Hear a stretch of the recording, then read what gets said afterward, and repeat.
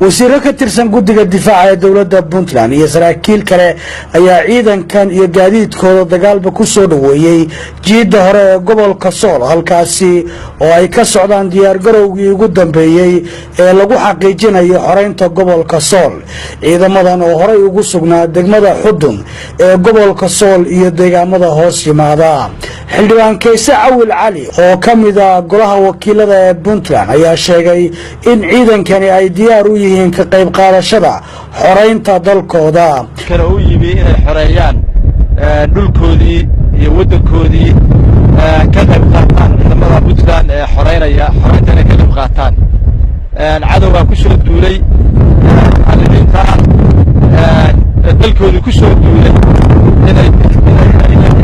la dagaalamaan oo ka saaraan dhulkooda waxaan dhamaa inay iyagu yihiin kuwii xaqa ku taagnaa mujaahidiinta ahaa wadankooda inay u dhintaan xaqa ahayd kuwa ka soo horjeedaana inay yihiin kuwa dulmi laga keenay dad aanan lahayn dad aanay waxba wanaagin ku soo duulay wasiirka wasaaradda amniga ee dowladda Puntland oo gudoomiyaha guddiga difaaca ee Puntland Axmed Abdullahi Dawlad ayaa hadallo dardaaran iyo dhiirigelin isugu jira u jeediyay ciidanka iyo saraakiisha hogaaminaysay oo ka tirsan ciidamada kaydka kumaandooska ee Puntland isla markaana ku sugan gobolka Sool halka waxaynu isugu nimay inaynu la kulano ciidan ka soo ka yimi jiida hore jiida Sool iyo Sanaag ciidankaas aad halka ku aragtaan oo ah ciidan ka dhiidiyay foolxumada lagu hayo shacabka reer Sool iyo Sanaag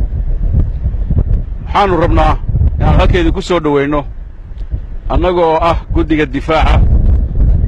wasiiradii ku jiray ee dowladda Puntland gacmo furan inaad ku soo dhawaataan waxaan idinka rajaynaynaa inaad noqotaan mujaahidiin ay xusto taariikhdu guul iyo gobanina u soo hooya shacabkooda iyo dhulkooda waan idinka rajaynaynaa insha Allahu tacaala sida aad la socotaan gardar kuma socono inagu ma aha cidda wax gardaraysatay inaga ma aha waa layna soo doontay niman jeegaan la yidhaahdaa ina soo doontay jeegaantu malaha waxay yidhaahdeen ingiriiskii waa waxa idin xarxariiqay waxaan rabnaa arrintaas hadday ingiriisiin hore sidii loo sheegay meelaha ingiriis joogo waa yaqaaniine dhulka dad baa leh ummad baa ilaahay ku abuuray dadkaas ummaddaa ilaahay ku abuurayna waa ummadda ka saaraysa ciddii ku soo xadgudubta gaal iyo muslimba ha noqdo qofka kugu soo gardarrado oo gurigaaga kugu yimaada waa diiniyan inaad iska celisid waxaan rajaynaynaa